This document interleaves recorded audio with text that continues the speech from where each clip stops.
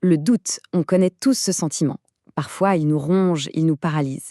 Mais si, au lieu d'être un ennemi, le doute était en fait un allié? Aujourd'hui, on va explorer ensemble cette idée un peu folle, le but caché du doute. C'est la question qui va nous guider. On va essayer d'oublier tout ce qu'on pense savoir et de regarder le doute sous un jour complètement nouveau, comme une fonction essentielle de notre esprit. Et voilà l'idée qui change tout. Le doute ne serait pas un bug, mais une fonctionnalité. Une fonctionnalité super sophistiquée dont on ignore souvent le véritable rôle. Alors, découvrons-le. Et c'est la première révélation. Le doute ne serait pas là pour nous affaiblir. Non, ce serait un système de sécurité, une sorte de gardien secret de notre esprit. On va voir exactement comment il fonctionne. Ce changement de perspective est vraiment crucial. Il faut voir le doute non pas comme une émotion négative, mais comme un mécanisme, un régulateur qui maintient l'équilibre de notre psyché. Ce n'est pas l'opposé de la certitude, c'est plutôt son thermostat. Cette citation, elle est fascinante. Elle montre que le doute est intelligent. Il ne s'active pas n'importe où au hasard. Non, il apparaît précisément là où une erreur serait, disons, gênante, mais pas fatale. C'est une zone tampon. On ne doute pas qu'il faut respirer, mais on peut douter d'avoir bien fermé la porte à clé. Alors là, ça devient très concret. Pour que le doute s'active, il faut que ces trois conditions soient réunies, en même temps. Si l'erreur est impossible, il n'y a pas de doute.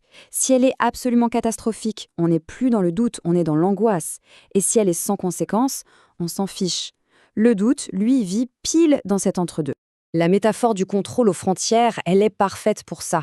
Le doute n'est pas un mur infranchissable, c'est plutôt un douanier qui vérifie les passeports dans les zones un peu sensibles. Il nous fait ralentir là où il y a un enjeu, oui, mais un enjeu qu'on peut gérer. Et la suite, maintenant, notre relation au doute n'est pas du tout figée, au contraire, elle évolue avec notre maturation psychologique. On apprend en quelque sorte à mieux se servir de cet outil. En clair, grandir, ce n'est pas arrêter de douter. C'est apprendre à douter des bonnes choses. Un enfant peut douter de l'amour de ses parents, ce qui est vital pour lui. Un adulte mature, lui, apprend à déplacer son doute sur des choses comme ses opinions politiques ou ses choix de carrière. L'enjeu n'est plus existentiel. On voit bien la différence ici. À gauche, on a le plan vital. Se tromper sur l'existence ou l'amour, ça peut sembler risquer l'effondrement. Et à droite, le plan symbolique. Se tromper sur une idée, sur une interprétation, ça devient une occasion d'apprendre. La maturité, c'est ce voyage de la gauche vers la droite. C'est comprendre qu'on peut avoir tort sur une idée sans que ça remette en question qui on est. Et maintenant, on arrive à la pièce maîtresse.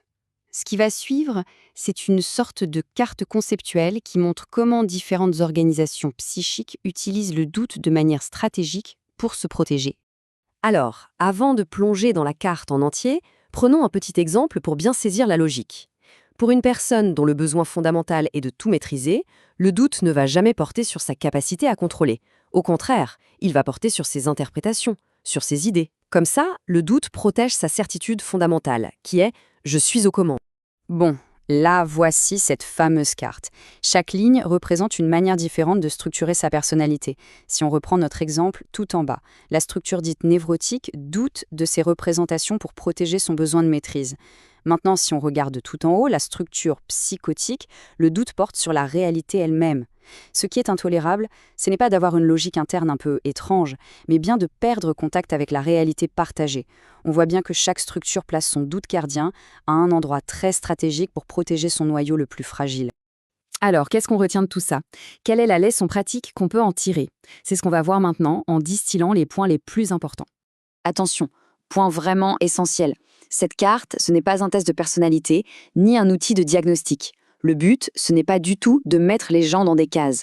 C'est une grille de lecture, un indicateur sur la manière dont une personne se protège. Le doute, ce n'est qu'une seule pièce du puzzle. Voilà une première formule à bien retenir. Elle résume parfaitement tout ce qu'on vient de voir. Le doute n'est jamais aléatoire, il est le gardien de nos certitudes les plus fondamentales. Il nous signale la frontière de ce qui n'est pas négociable pour nous. Et voici la deuxième grande leçon qui concerne notre développement.